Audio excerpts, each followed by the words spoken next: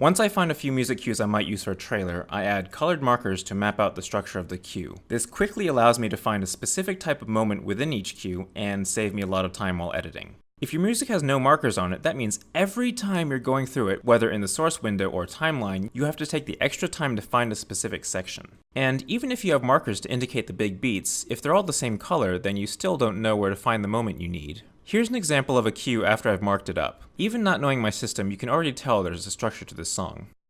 Green markers I use when a cue repeats an idea. Especially in production music made for trailers, a cue will often repeat an idea once or twice. These sections are good for when the energy of the trailer needs to stay roughly the same. For example, when a character is giving a speech with some key exposition. In that scenario, the music needs to be present, and ever so slightly ramping up the energy, but not so powerful that it's the focus of the moment.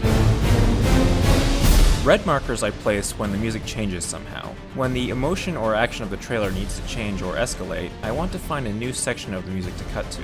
I define a new section as one where either the melody changes, the tempo changes, or the instrumentation gets more complex.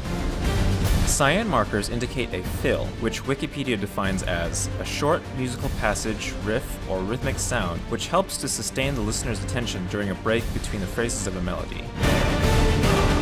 These moments are good for cutting in those short bursts of action in between scenes. For example, a fill is a great musical way to emphasize those cuts. Even better, they can frequently be taken completely out of their original context and used where necessary. For example, to transition between two different moments in a cue that otherwise occur at completely different sections.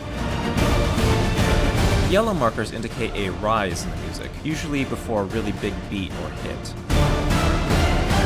These moments give a sense of anticipation to the audience and are a good way to lead up to a music stop-down or climax. That was a close one, huh?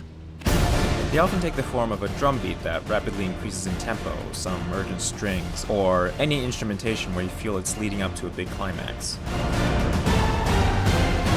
Purple markers indicate really big beats, big changes in the music, and sometimes a stop down in the middle or end of the cue. These beats will usually go with the most dramatic scenes or biggest action scenes in a trailer, and of course the epic finale before the title.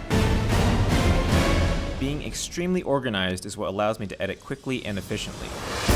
After I've added these markers, I now have a visual map of the cue and I'm prepared to edit. Nothing slows the creative process like scrubbing through a music cue to find what you need, so spend the time up front to save it down the line. Good music editing takes a while to learn, but it really helps shape the pace and feel of your trailer.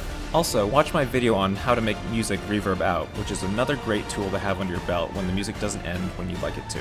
And remember, if all else fails, just put a whoosh sound effect under the transition.